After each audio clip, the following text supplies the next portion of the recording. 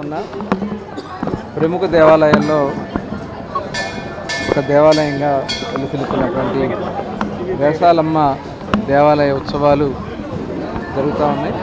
ఈరోజు 7వ రోజు 6వ రోజు కార్యక్రమం జరుగుతూ ఉంది. మొత్తం 7 రోజుల పాటు అమ్మవారిని రకరకాల అలంకారాలతో అమ్మవారికి వేషాలు వేయించి పాలెగాడి సంహారాన్ని చేసే కార్యక్రమమే ఈ జాతర యొక్క ముఖ్య ఉద్దేశం. మరి ఈ గ్రామంలో తిరుపతి మహానగరంలో ఆ గ్రామ దేవతగా మరి ఆడబిడ్డల్ని కంటికి పాపలాగా రక్షించుకుంటూ అమ్మవారు మరి సేవలు అందిస్తూ ఉంటారు. ఆవిడ అమ్మవారి యొక్క ఆశీర్వచనం కోసం మరి పెద్ద ఎత్తున భక్తులు అమ్మవారికి పూజలు సమర్పించుకుంటారు. ఈరోజు అమ్మవారికి సారి సమర్పించుకోవడం చాలా ఆనందంగా ఉంది. మరి చాలా సంతోషం. గౌరవ ముఖ్యమంత్రి చంద్రబాబు నాయుడు గారు దేవాలయాల పరిరక్షణ కోసం అలాగే మన సంప్రదాయాలు మనకున్నటువంటి ఆచారాల్ని గౌరవించుకోవాల్సినటువంటి అవసరం ఉందని చెప్పి మాకు పదే తెలియజేస్తూ ఉన్నారు. ఈరోజు అందులో భాగంగానే పెద్ద ఎత్తున దేవాలయాల్లో అన్నదాన కార్యక్రమానికి శ్రీకారం చుట్టాం. పెద్ద ఎత్తున భక్తులు కూడా ఆలయాల్లో మరి అన్న సమారాధనకి విరాళాల రూపంలో అందిస్తూ ఉన్నారు. మరి మన సంప్రదాయాన్ని కాపాడుకోవాల్సినటువంటి బాధ్యత ప్రతి ఒక్కరు కూడా తీసుకోవాల్సినటువంటి అవసరం ఉంది.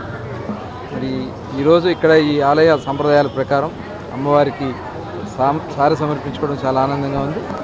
మరి అమ్మవారి ఆశీర్వాదాలు అందరికీ ఉండాలి. గౌరవ ముఖ్యమంత్రి చంద్రబాబు నాయుడు గారికి కూటమి ప్రభుత్వానికి ఉండాలని చెప్పి మనస్ఫూర్తిగా కోరుకుంటాను. జరుగుతుంది వేగవంతంగా. సిట్ ఆల్రెడీ చాలా స్పీడ్గా చేస్తూ ఉన్నారు. ఎవరైతే దీనికి బాధ్యులు ఉన్నారో వాళ్ళకి ఆల్రెడీ నోటీసులు ఇచ్చాం. వాళ్ళు తప్పించి తిరగాలని ప్రయత్నం చేస్తూ ఉన్నారు. ఎవరు ఎన్ని ప్రయత్నాలు చేసినా మేము మొట్టమొదటి నుంచి చెప్తా ఉన్నాం, ఇది చాలా దుర్మార్గమైనటువంటి మధ్య కుంభకోణం, ఢిల్లీ స్కామ్కి మించిన కుంభకోణం అని చెప్పి మేము మొట్టమొదటి నుంచి చెప్పాం. ఇవాళ మేము ఏదైతే ప్రభుత్వం వచ్చినామంటే గౌరవ ముఖ్యమంత్రి చంద్రబాబు నాయుడు గారు వైట్ పేపర్స్ రిలీజ్ చేస్తారో ఆ వైట్ పేపర్స్కి తగిన విధంగానే ఇవాళ మొత్తం కూడా బయటకు వస్తాం. ఇది ఏదో మనీ అవినీతి ఒకటే కాదు, మనీ దోపిడీ ఒకటే కాదు, ఇది ప్రజల ఆరోగ్యాలతో ఆడుకుని ప్రజల ప్రాణాలతో ఆడుకున్నటువంటి వ్యక్తి జగన్మోహన్ రెడ్డి. ఖచ్చితంగా దీన్ని తీవ్రమైనటువంటి కేసుగా పరిగణించాల్సినటువంటి అవసరం ఉంది. తన సొంత ఆదాయం కోసం, అవినీతి సంపాదన కోసం పనికిరానటువంటి బ్రాండ్లు సృష్టించి అక్రమ మద్యాన్ని తయారు చేసి ప్రభుత్వ దుకాణాల్లోనే ఆ రోజున అమ్మించినటువంటి వ్యక్తి జగన్మోహన్ రెడ్డి. దాని ద్వారా డబ్బులు సంపాదించుకోవాలని చూశారు తప్ప ప్రజల ఆరోగ్యం ఏమైపోద్దని చూడాలి. కొన్ని వేలాది మంది, లక్షలాది మంది అనారోగ్యం పాలయ్యారు, చాలామంది మరణించారు. తప్పకుండా దీన్ని తీవ్రంగా పరిగణించాలా. దీని వెనక ఎవరైతే ఉన్నారో ఎవరిని కూడా వదిలిపెట్టకూడదని చెప్పి మేము భావిస్తాం.